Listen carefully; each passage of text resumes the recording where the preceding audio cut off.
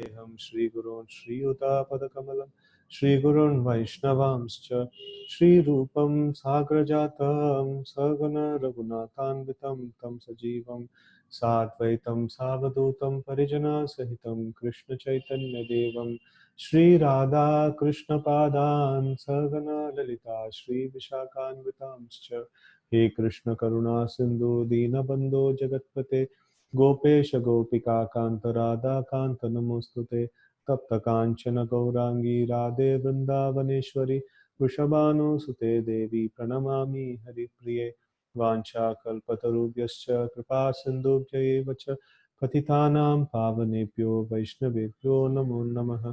जय श्री कृष्ण चैतन्य प्रभु नित्यानंद श्री अद्वैत गदाधर श्रीवासादि गौर भक्तवृंद हरे Krishna Krishna Krishna Hare Hare Hare Ram Ram Ram Hare Hare. So we are starting the seventh chapter of the second canto of Srimad Bhagavatam. So for last 10 days around we had paused this discussion, and we will resume back now. So this chapter is named Scheduled Incarnations with Specific Functions. So Lord comes to this world on specific schedules. You know, it has been determined, and then the scriptures talk about, and this particular time the Lord will appear in this particular place for this particular function and things like that. So it is quite a what is that? It's not just haphazardly happening that Lord is coming at any time and things like that. So they are scheduled incarnations with specific functions. Okay, text 1. Brahma Uvacha Yatrodhyatakshiti Talo Dharanaya Biprat Kraudim Tanum Sakala Yajnamayim Anantaha Antar Maharnava Upagatam Adi Daityam Tam Dam Strayadrim Iva Vraja Daro Dadhara. Okay. Lord Brahma said, when the unlimitedly powerful Lord assumed the form of a boar as a pastime just to lift the planet Earth, which was drowned in the great ocean of the universe called Garbhodaka, the first demon Hiranyaksha appeared, and the Lord pierced him with his tusk. So this is the first incarnation of the Lord. So this is all the incarnations of the Lord is mentioned, and in the Satyuga, like or in the beginning of, it's almost in the beginning of the day of Brahma, this thing actually happens. And no, every cycle, at every cycle of the 4 yugas, also these various pastimes happens. And here we see that the first demons were Hiranyaksha and Hiranyakashipu. So Hiranyaksha was killed by the Varahadev. So that pastime has been mentioned here. And this ocean, which is called Garbhodaka, so that is also very significant here. Sometimes people misunderstand, how can the earth be put into an ocean? No, all the oceans are there in the earth. So, but actually, this is not some small ocean that is there in the earth. This is called Garbhodaka ocean.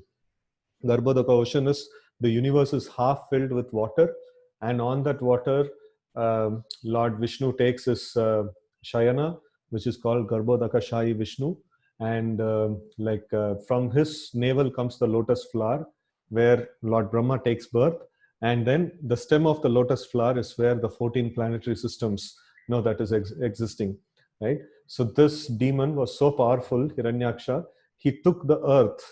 From the 14 planetary system, it's like Earth is in the middle planet, so 8th planetary system it is.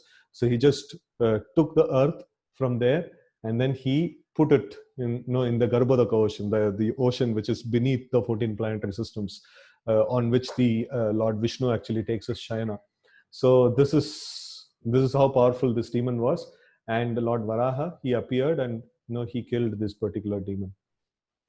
Purport. Since the beginning of creation, the demons and the demigods, or the Vaishnavas, demigods or the Vaishnavas, are always 2 classes of living beings to dominate the planets of the universes. Lord Brahma is the first demigod, and Hiranyaksha is the first demon in the universe. Only under certain conditions do the planets float as weightless balls in the air, and as soon as these conditions are disturbed, the planets may fall down in the Garbhodaka ocean, which covers half the universe. The other half is spherical dome within which the innumerable planetary system exists. The floating of the planets in the weightless air is due to the inner constitution of the globes, and the modernized drilling of the earth to exploit oil from within is a sort of disturbance by the modern demons and can result in a greatly harmful reaction to the floating condition of the earth. So actually speaking, Hiranyaksha also, like, he drilled so much the earth, he actually, the whole earth became toppled, like, it actually became imbalanced. So we cannot go about drilling the earth, so much also. These demons in the past, they did it, and now also the demons in the current age, they also do this thing. A similar disturbance was created formerly by the demon headed by Hiranyaksha, the great exploiter of the gold rush.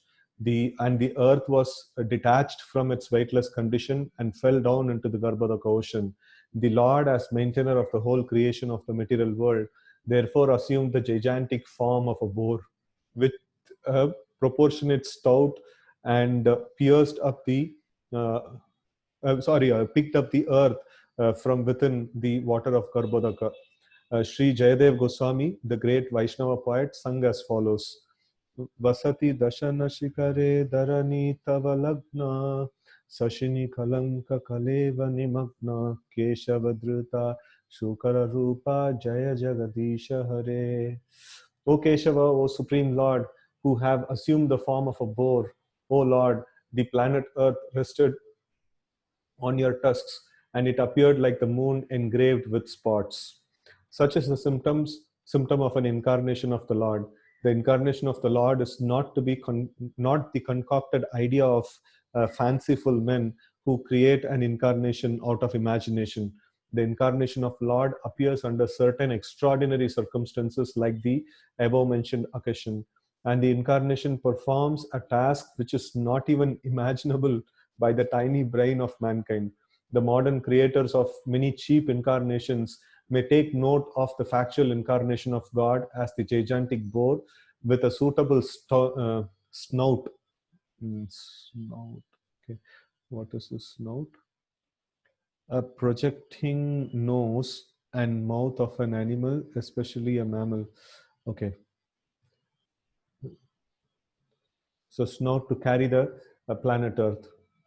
When the Lord appeared to pick up the earth, the demon of the name Hiranyaksha tried to create a disturbance in the methodical functions of the Lord, and therefore he was killed by being pierced by the Lord's tusk. According to Srila Jiva Goswami, the demon Hiranyaksha was killed by the hand of the Lord. Therefore, his version is that after being killed by the hand of the Lord, the demon was pierced by the tusk. Srila Vishwanath Chakravarti Thakur confirms this version. So this is a very important thing. Like, we can understand the scriptures only by the vision of the acharyas, only by the that's why we call the commentaries of the acharyas as darshana. Darshana means, like, that is the way we can actually see the pastimes of the Lord, see the scriptures of the Lord. So scriptures in this one in general. So on our own, if we try to understand, it will be very difficult. So here Srila Prabhupada always cites the commentaries of the previous acharyas like Jiva Goswami and then Vishwanath Chakravarti Thakur and things like that. So otherwise, without their vision, these great souls, they are so elevated that they can literally see the pastimes of the Lord. And when they write commentaries, they are very, very like revealing to us, right? So we can actually see the Lord, see the spiritual world through the commentaries of the previous acharyas. That's the way we can actually see them. Text 2. Jato rucher ajan sorry जातो रुचेरजनयत् सुयमानसुयज्ञ आकूति सूनुरमरान् अत दक्षिणायां लोकत्रयस्य महतीमहरद्यदर्थीं स्वायम्भुवेन मनुना हरिरित्यनुक्तः. Okay, the Prajapati first begot Suyagya in the womb of his wife Akuti, and then Suyagya begot demigods headed by Suyama in the womb of his wife Dakshina. Suyagya, as the Indradev, diminished very great miseries in the three planetary systems, upper, lower, and intermediate. And because he so diminished the miseries of the universe, he was later called Hari by the great father of mankind, namely Swayambhuva Manu. Okay. Purport: in order to guard against the invention of unauthorized incarnation of God by fanciful, less intelligent persons, the name of the father of the bona fide incarnation is also mentioned in the authorized revealed scriptures. No one can, no one therefore can be accepted as an incarnation of the Lord if his father's name as well as the name of the village or place in which he appears is not mentioned in the authorized scriptures. So this means like all the incarnations of the Lord are pre-predicted in the scriptures. No, nobody can just come about and say, okay, a new incarnation has come. So that's not possible. In Bhagavad Puran, the name of the Kalki incarnation, which is to take place in almost 400,000 years, afterwards, after this time, is mentioned along with the name of his father and the name of the village in which he will appear. A sane man, therefore, does not accept any cheap edition of an incarnation without reference to authorized scriptures. Text 3.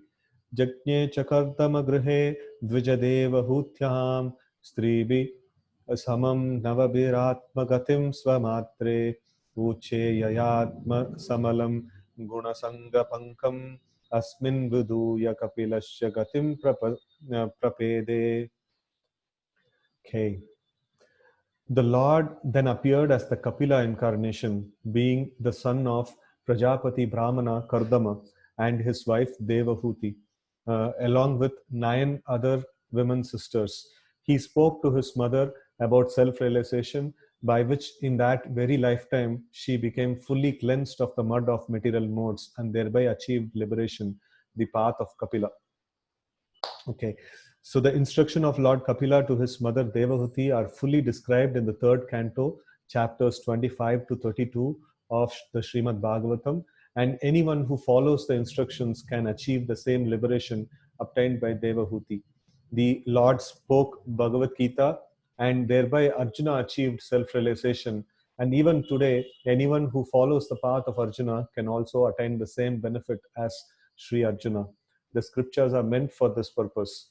Foolish, unintelligent persons make their own interpretations by imagination and thus mislead their followers, causing them to remain in the dungeon of material existence. However, simply by following the instructions imparted by Lord Krishna or Lord Kapila, one can obtain the highest benefit even today.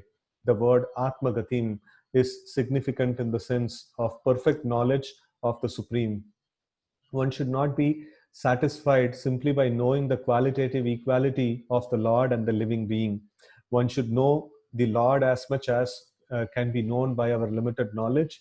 It is impossible for the Lord to be known perfectly as he is, even by such liberated persons as Shiva or Brahma.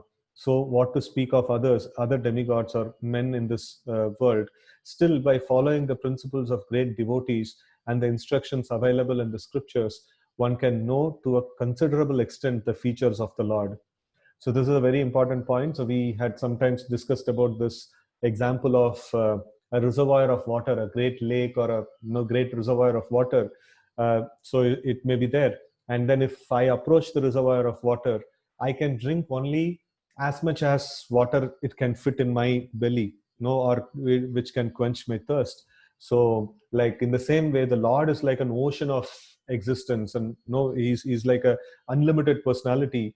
And by the scriptures and by various methods that are given to us, these are also like ocean of existence, and we can only understand a portion of it as much as we can fit in our existence. So as in the case of drinking water from a reservoir of water, so I don't need to, the task is not to empty the reservoir of water or fully gulp the entire reservoir of water. The task is to quench my thirst. So that is what is mentioned here. To understand the Lord completely is impossible, just like emptying the reservoir of water. So it is not possible.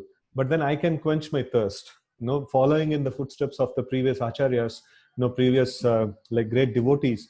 So we should also try to understand the Lord, to the best of our ability, to whichever extent it is possible, and we should follow in their footsteps by reading scriptures and by studying them and things like that. So in this way, like the instructions given by the Lord in the form of Bhagavad Gita by Lord Krishna, or the Kapila Dev's instructions, the Sankhya philosophy, which is mentioned in third canto. So these things are quite amazing, nourishments for us. So we can try to understand the Lord to best of our capacity, through these instructions which are given. So in general, the Bhagavatam in general, can be read in this way. Okay? So his lordship Kapila, the incarnation of Lord, instructed his mother fully about the personal form of the Lord, and thereby she realized the personal form of the Lord and was able to achieve a place in the Vaikuntha Loka where Lord Kapila predominates. Every incarnation of Lord has his own abode in the spiritual sky. Therefore, Lord Kapila also has his separate Vaikuntha planet. The spiritual sky is not void. There are innumerable Vaikuntha planets, and in each of them, the Lord, by his innumerable expansions, predominates, and the pure devotees who are there also live in the same style as the Lord and his eternal associates. Right? So every incarnation, it is not that some form of the Lord has been cooked up and things like that. So it is descending of the Lord. The Lord is there in the Vaikuntha Lokas, and one of the forms of the Lord, they actually descend. That's called as the incarnation. Okay? So when the Lord descends personally or by his personal plenary expansions, such incarnations are called as Amsha, Kala, Guna, Yuga, and Manvantara. So like these are all different ways we actually classify the incarnations of the Lord. Amsha of the Lord means they are like Bhagavatam in the beginning itself, it says Ite Chamsa Kala Pumsa Krishnastu Bhagavan Swayam Indrari Vakulam Lokam Mridayanti Yuge Yuge. So it says that Yate Chamsa, like in the first canto, also like in the third chapter, we have a list of incarnations. 26 various incarnations is mentioned.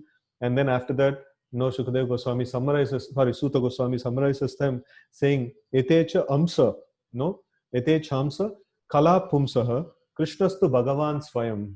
Like Swayam Bhagavan is Krishna. And then his incarnations are like Amsha, or that is like the Lord's Amsha or Lord's Kala. Kala means like the part of Lord. And then Guna avatars, like they are called the Sattva Guna, Rajoguna, and Tamoguna. So like we have like Lord Vishnu, then Lord Brahma and Lord Shiva. So they are called as Guna avatars. And then Yuga avatars, various different yugas, we will have different avatars. And then Manvantara avatars and things like that. So in Bhagavatam, we will see a elaborate description about all these various kinds of incarnations. Anyways, we will continue. Manvantara incarnations, and when the Lord's associates descend by the order of the Lord, such incarnations are called Shaktyavesha incarnations. Shaktyavesha incarnations means a living entity, who's an associate of the Lord. So he's been empowered by the potency of the Lord. So he is called as Sakyavesha avatar. So he is invested with the Shakti of the Lord. So when he functions, he will function as good as the Lord.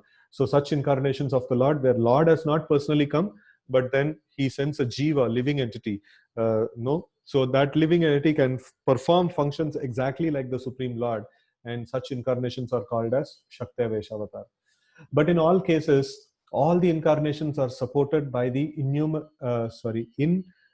invulnerable statements of the authorized scriptures, and not by any imagination of some self-interested propagandist.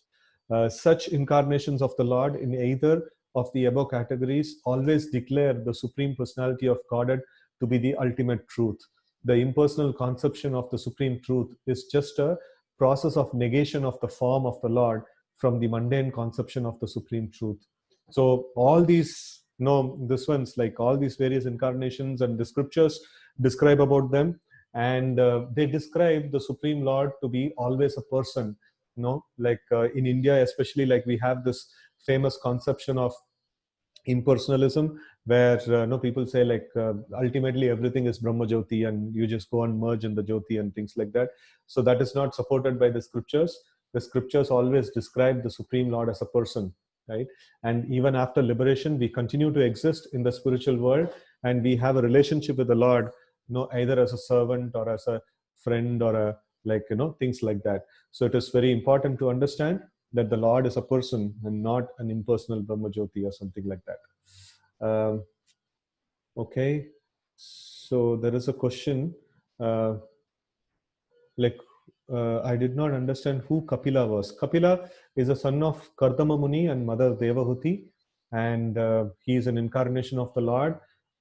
So he came to give the Sankhya philosophy, and that philosophy, that portion we will read in Srimad Bhagavatam, third canto. Prabhupada has given here this one chapters in the beginning, chapter 25 to 32. So that's where we will read about this ones. Mm. So Kapila is an incarnation of Lord. So that is how much is mentioned here. Okay. So then please give the names of Shaktavesh avatars. Shaktavesh avatars, Prithu Maharaj was a Shaktavesh avatar, and Narada Muni is called as a Shaktavesh avatar. So Narada Muni is invested with the bhakti potency of the Lord. So he is a jiva, living entity, but then he is called as Shaktavesh avatar. And then Prithu Maharaj is invested with the ruling capacity of the Lord. So if Lord were to come and rule, how he will rule in exactly the same way? No, he could rule. So like that. And then the four Kumaras are also called as Saktavesh avatar. So like that, many personalities are there. Vyasadev. Vyasadev is invested with the power to write the scriptures. So he is a Saktavesh avatar, like that. So there are many personalities are there like that. Who are invested with certain power, with with which they can act in the same way as the Lord could act. If he Lord were to come, how he will act in the same way they can act. Okay. Oil extraction is also not recommended. Then how does world get oil? So we have invented many modern this ones which requires this petroleum and things like that. In the past also people had oil, means they used to use groundnut oil, they used to use so many different oils in that way, and they didn't needed any oil and petrol for running the machineries.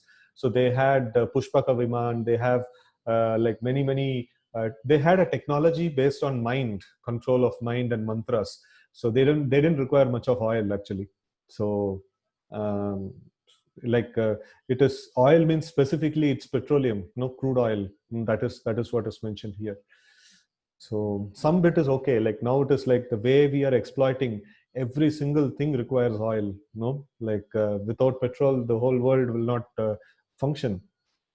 So that's kind of a too much of an extraction from the Mother Earth. Okay, so the okay, the living entities by their very constitution are spiritually as good as the Lord, and the only difference between them is that the Lord is always supreme and pure without contamination by the modes of material nature, whereas the living entities are apt to be contaminated by the association with the material modes of goodness, passion, and ignorance. So this is the thing. So Lord is called as Achyuta. Achyuta means one who doesn't fall from his position at any point in time. And then we are called Chuta, means like one who can fall from our position.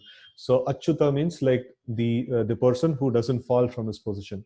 The Lord is supreme, he is pure, he is great, and we are so small and minute. So we are also spirit, the Lord is also spirit. The Lord is called Supreme Spirit or Paramatma, and we are called Anuatma, like we are the smallest portions of the Lord, right? So in that way we have the this one we can sometimes fall under the material modes of nature, that is goodness, passion, and ignorance, and the Lord is the master of the this one goodness, passion, and ignorance, or the three modes of material nature. So the Lord says Daivihi Esha Gunamayi Mama Maya Duratyaya. So like he says that like Daivihi Esha Gunamayi. So this guna, the gunamayi or the material nature, which is composed of the three modes of material nature. So that is what is that? Daivihi Esha. So like no, it is like Daivi Shakti. It is the energy of the Lord. And then the Lord says, Lord Krishna says, Mama Maya. No, this is my energy. No, like it is very difficult to overcome for you because it is my energy. You cannot win over it. And Mamevaye prapadyante maya metam tarantite. If you take shelter of me, I can release you from this Maya or material modes of ignorance, goodness, passion, and ignorance. So that is one very important thing. So here the Lord is completely pure and we can get contaminated. So this contamination by the material modes can be washed off completely by knowledge, renunciation, and devotional service. Devotional service to the Lord is the ultimate issue, and therefore those who are directly engaged in devotional service of the Lord not only acquire the necessary knowledge in spiritual science, but also attain detachment from material connection and are thus promoted to the kingdom of God by complete liberation, as stated in Bhagavad Gita 14:26. Manchayo vyabhicharena bhakti yogena sevate sagunan samiti tyaithan brahma bhuyaya kalpate. Even in the non-liberated stage, a living entity can be directly engaged in the transcendental loving service of the personality of Godhead, Lord Krishna, or his plenary expansions like Rama and Narsimha. Thus, with the proportionate improvement of such transcendental devotional service, the devotee makes definite progress towards Brahmagatim or Atmagatim, the ultimate and ultimately attains um, Kapilashagatim, or the abode of the Lord, without difficulty. So here we see that here Prabhupada is quoting the Bhagavad Gita, Mam chayo avyabhicharena bhakti yogena sevate sa gunan samiti tyaitan brahma bhuyaya kalpate. So like when somebody engages in the bhakti yoga, in avyabhicharena bhakti yoga, that means unmixed bhakti yoga, and what happens is he becomes freed from the modes of nature, and then he attains the Brahma Bhuyaya Kalpate, like he attains the state of transcendental position. And eventually, like after attaining that kind of a state, eventually after giving up the body, he gets transferred to the Vaikuntha planets. And here in this particular sloka, it is mentioned about Kapilashya. So like mother of Kapila, Devahuti, she because she learned the Sankhya Yoga principle from Kapila Dev, she could able to transcend, she could able to fix herself in the Brahmagati. And then eventually Kapilashya Gatim means like the Vaikuntha planet where Lord Kapila is the predominant personality.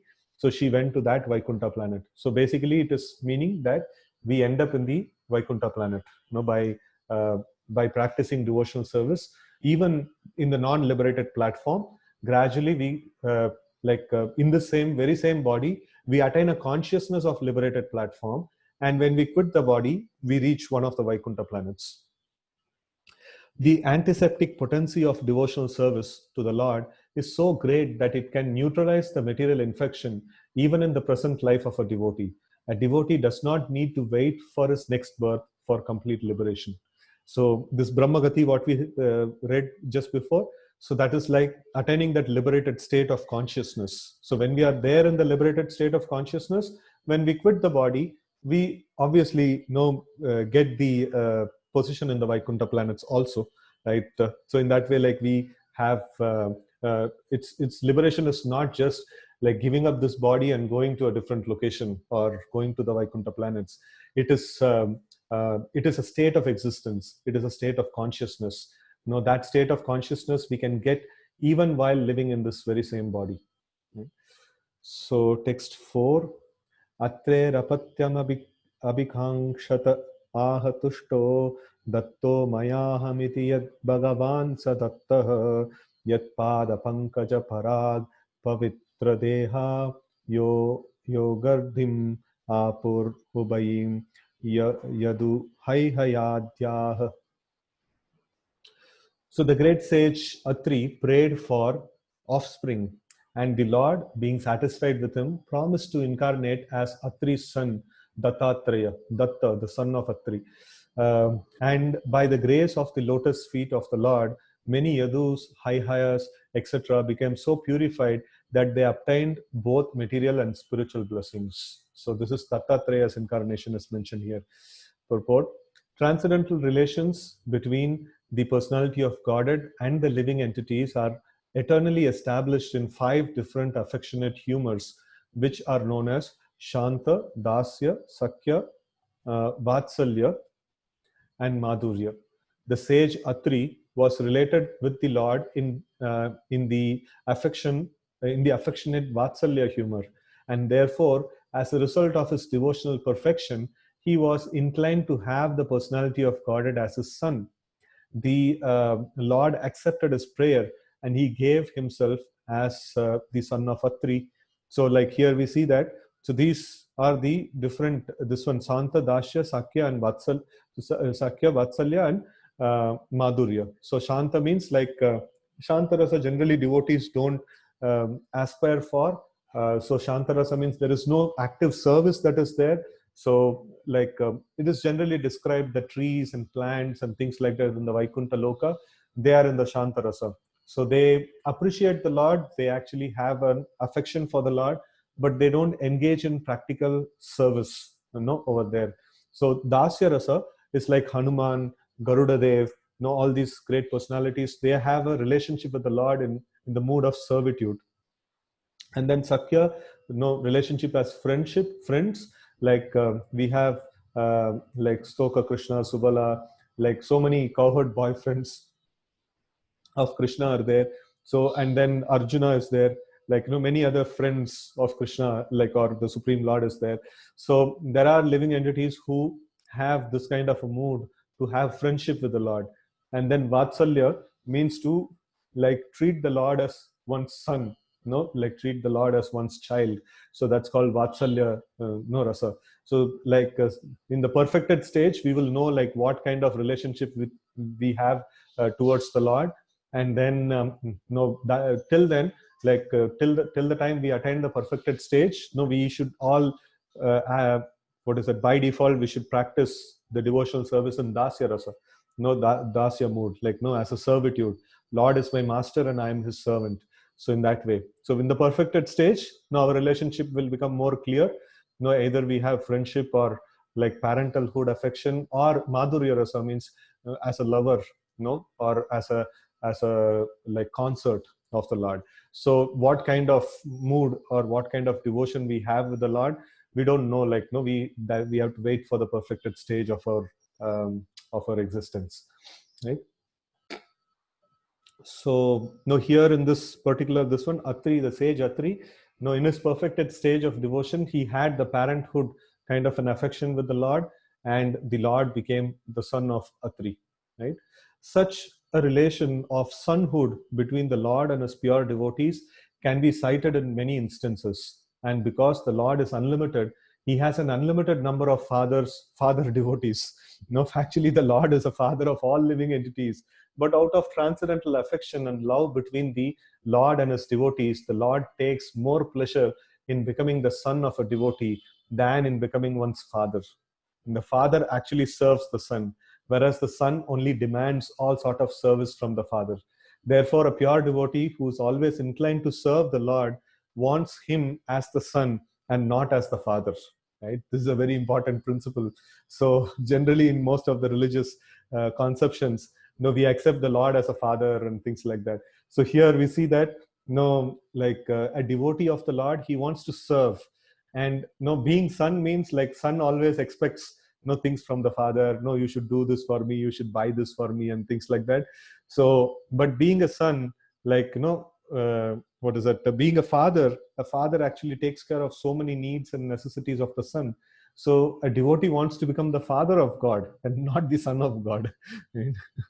So and there is no relationship like that anyways. Like you see here, Shanta, Dasya, Sakya, Vatsalya, and Madhurya, these are the fixed relationships that we have with the Lord. And there is no sonhood. We cannot become the son of God. So okay, like even son of God also, like there are many instances where Lord begot so many children when during his Leela in the material world, and also in the spiritual world also, but they relate with the Lord as a master and a servant. So they don't relate with the Lord strictly as a father. So like they relate with the Lord as master and servant. So the Lord also accepts such service from the devotees, and thus the devotees become more than the Lord. The impersonalists desire to become one with the Supreme, but the devotee becomes more than the Lord, surpassing the desire of the greatest monist. Monist means like these, the impersonalist who wants to merge into the existence of the Lord. Such people are like called as the monist or impersonalist. So they want to become one with the Lord, but then the devotees want to become no more than the Lord. No, they want to become the parents of the Lord. Parents and other relatives of the Lord achieve all mystic opulences automatically because of their intimate relationship with the Lord. Such opulence include all details of material enjoyment, salvation, and mystic powers. Therefore, therefore the devotees of the Lord does not seek them separately, wasting his valuable time in life. The valuable time of one's life must therefore be fully engaged in transcendental loving service of the Lord. Then other desirable achievements are automatically gained. But even after obtaining such achievements, one should be on guard against the pitfall of offense at the feet of devotees. The vivid example is Haihaya, who achieved all such perfection in devotional service, but because of his offense at the feet of a devotee, was killed by Lord Parashuram. The Lord became the son of great sage Atri and became known as Dattatreya. Right? So, here we see that we can get the perfection of devotional service by like developing our devotional attitude and things like that. But if we commit an offense to the devotees of the Lord, so then we will lose the treasure of devotional service, right? So we should safely safeguard this devotion to the Lord. So by committing offense to the devotees, no, we will lose the treasure. Okay, text 5. Taptam tapo vivida loka shishikshayame adau sanat svatapasa sa chatussano abud prakalpa samplava vinashtam ihatma tattvam samyak jagada munayo achakshathatman. To create different planetary systems, I had to undergo austerities and penance, and the Lord, thus being pleased with me, incarnated in 4 sanas: Sanaka, Sanat Kumara, Sanandana, and Sanatana. So these are all the 4, like here Brahmaji is speaking, right? So Brahma Uvacha, that's where we started in the first sloka. So Brahmaji is telling this whole conversation is happening between Brahma and Narada. So here Brahmaji is telling, to create different planetary systems, I had to undergo. That means Brahma had to undergo a lot of austerities and penance. And Lord, thus being pleased with me, incarnated in 4 sanas. No, the 4 Sanat Kumaras or 4 Kumaras are the first born 4 children of Lord Brahma. They are called the 4 sanas. So they are Sanaka, Sanat Kumara, Sanandana, and Sanatana. So these are the 4, 4 of them they were born. And they are Shaktivesh avatars of the Lord. No? So like Lord Brahma is appreciating that particular point.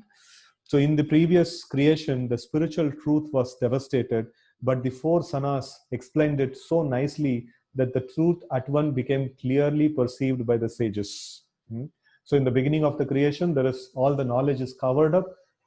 So like sometimes we think that if Sanatana Dharma has been completely vanquished, or if what is that?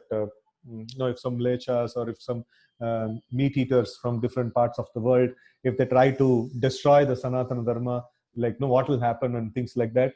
So, but then the Lord has his plan. He can just send one powerful devotee, and whole knowledge will again get revived. Just like before, right? So in that way, the 4 Kumaras came and they explained the whole Vedic scriptures so nicely that everyone become completely clear of all knowledge, right? So purport: the Vishnu Sahasranama prayers mention the Lord's names as Sanat, Sanat and Sanatana Tama. The Lord and the living entities are both qualitatively Sanatana or eternal, but the Lord in Sanatana Tama or the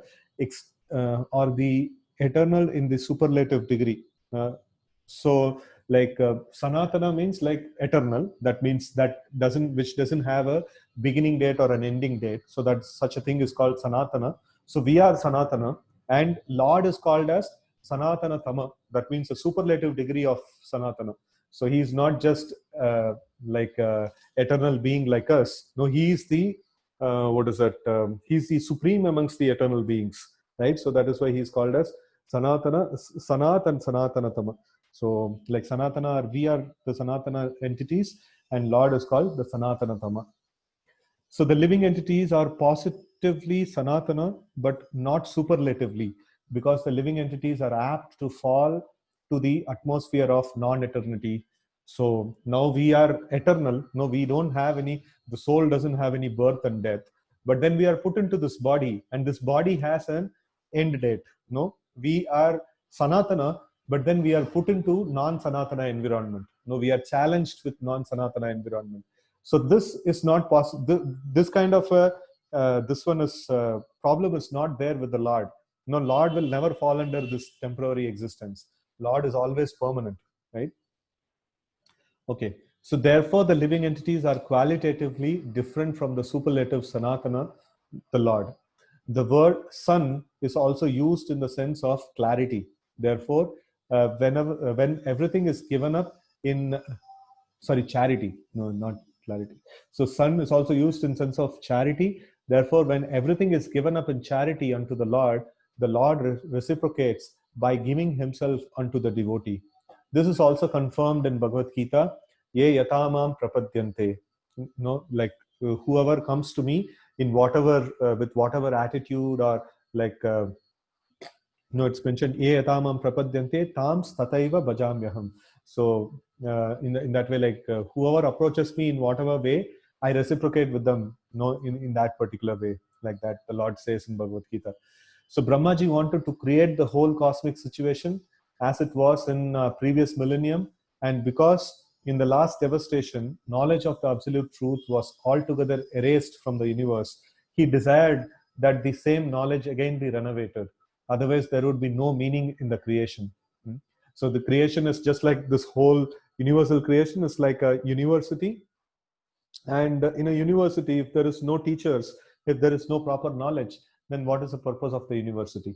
So here, Brahmaji, after creating the whole universe, he's praying to the Lord that no, if like this knowledge can be restored, so that there can be some meaning for the creation, so that the living entities can practice this knowledge and go back to the Vaikuntha Loka, right? So that's the aim with which the Lord Brahma was actually praying to the Lord.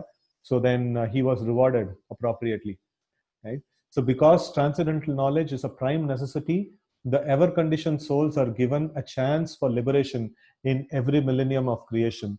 This mission of Brahmaji was fulfilled by the grace of the Lord when the four sanas, namely Sanaka, Sanat Kumara, Sanandana, and Sanatana, appeared as his four sons.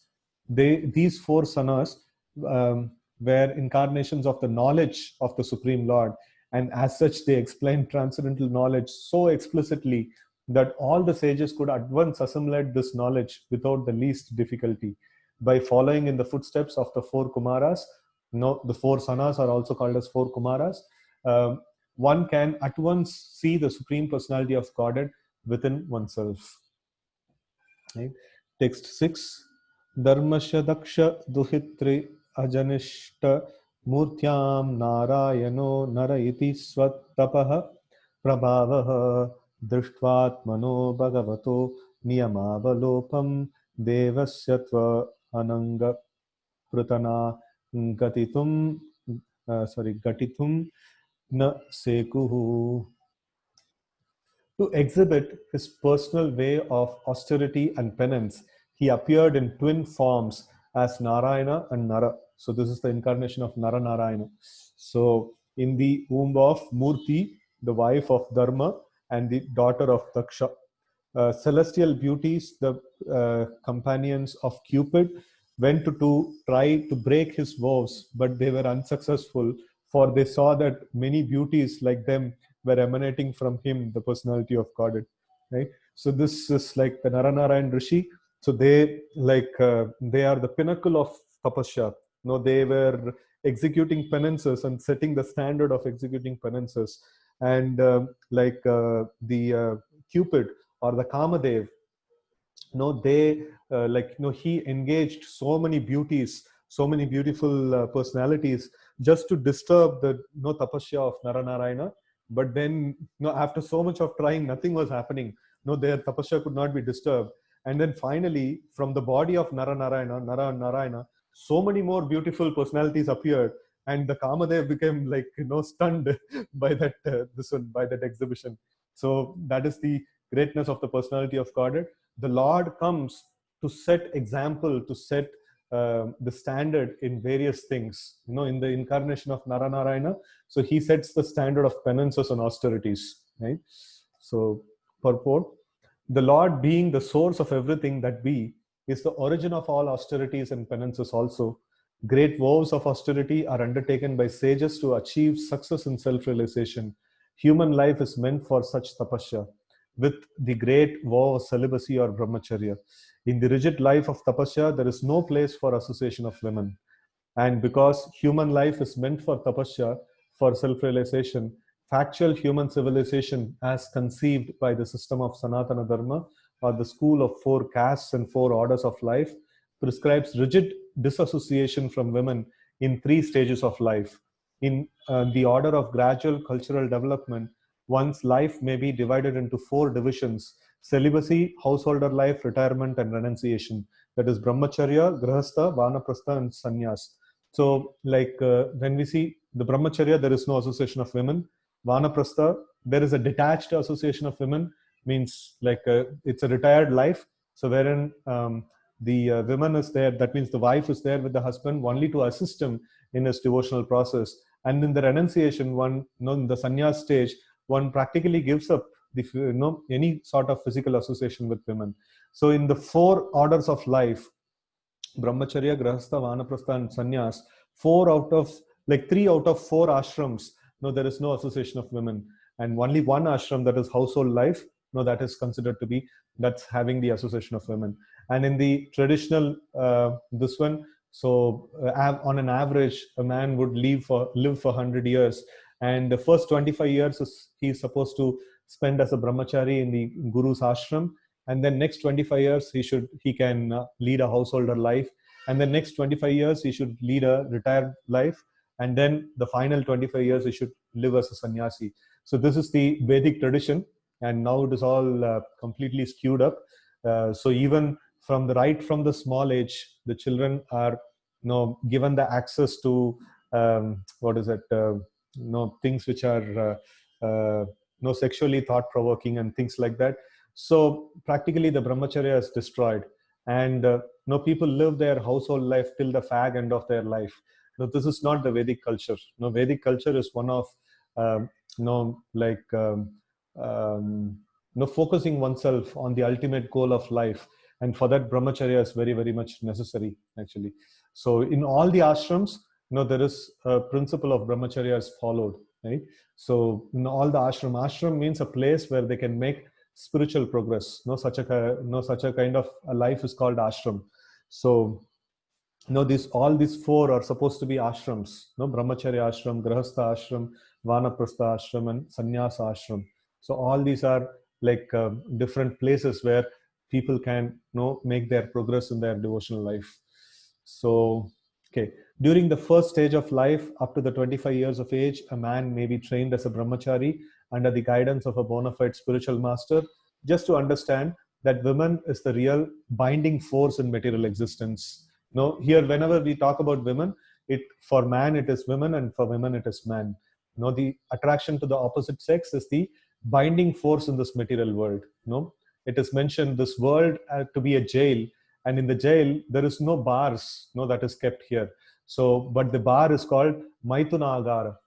This is a jail of sexual attraction. The Lord just creates this world and creates the opposite sex, and that's it. Like nobody wants to get any liberation, they just want to simply live here, right? So this is the jail, this is the shackles that we are put into, right? So if one wants to get freedom from the material bondage of conditioned life, he must get free from the attraction for the form of women. Women, or the fair sex, is the enriching principle for the living entity, and the male form, especially in the human being, is meant for self-realization. The whole world is moving under the spell of womanly attraction, and as soon as a man becomes united with women, he at once becomes a victim of material bondage under a tight knot.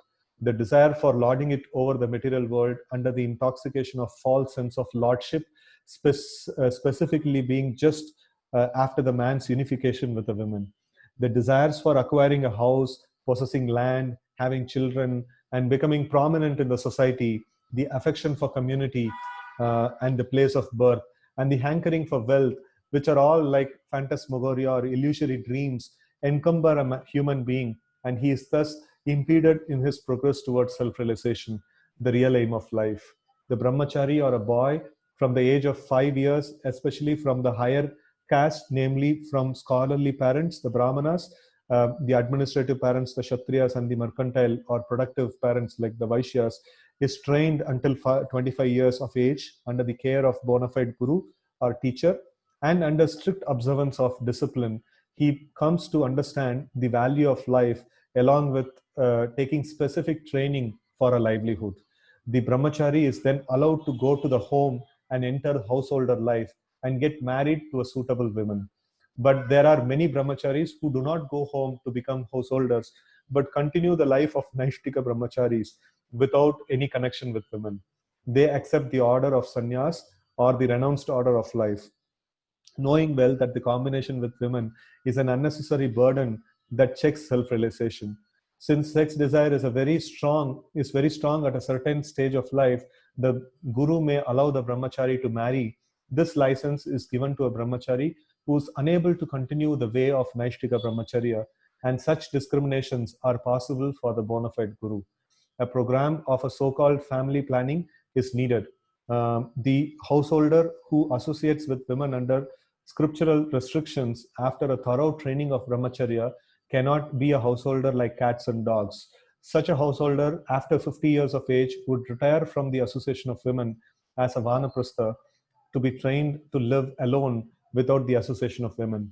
When the practice is complete, the same retired householder becomes a sannyasi, strictly separate from women, even from his married wife. Studying the whole scheme of disassociation from women, it appears that a woman is a stumbling block for self-realization, and the Lord appears as Naranarayana to teach the principle of womanly disassociation with a vow in life. The demigods, being envious of the austere life of the rigid brahmacharis, would try to cause them to break their vows by dispatching soldiers of Cupid. But in the case of the Lord, it became an unsuccessful attempt when the celestial beauties saw the Lord can produce innumerable such beauties by his mystic internal potency, and that there was consequently no need to be attracted by others externally. There is a common proverb that a confectioner, so that's like the person manufactures the sweets and chocolates, confectioner is never attracted by sweetmeats. The confectioner who is always manufacturing sweetmeats has a very little desire to eat them. Similarly, the Lord, by his pleasure potency, can produce innumerable spiritual beauties and not be the least attracted by the false beauties of material creation. One who does not know alleges foolishly that Lord Krishna enjoyed women in his Rasa Leela in Vrindavan or with his 16,000 married wives at Dwaraka. Lord is Atmarama. He doesn't require any external satisfaction. Right? So text 7. So how big is this? This is a little big. So we will continue this tomorrow. So if anybody has any questions, they can personally message me and I can answer in the WhatsApp. Right. So thank you very much for your coming together. We had a very wonderful Janmashtami celebration and and a nice Vyasa Puja celebration of Srila Prabhupada. So hope all of you would have enjoyed these celebrations in the last few days. So we will continue our Bhagavatam from now on. Okay. Grantaraj Srimad Bhagavatam ki jai, Gaur Bhakta Vrinda ki jai, Srila Prabhupada ki jai. Hare Krishna.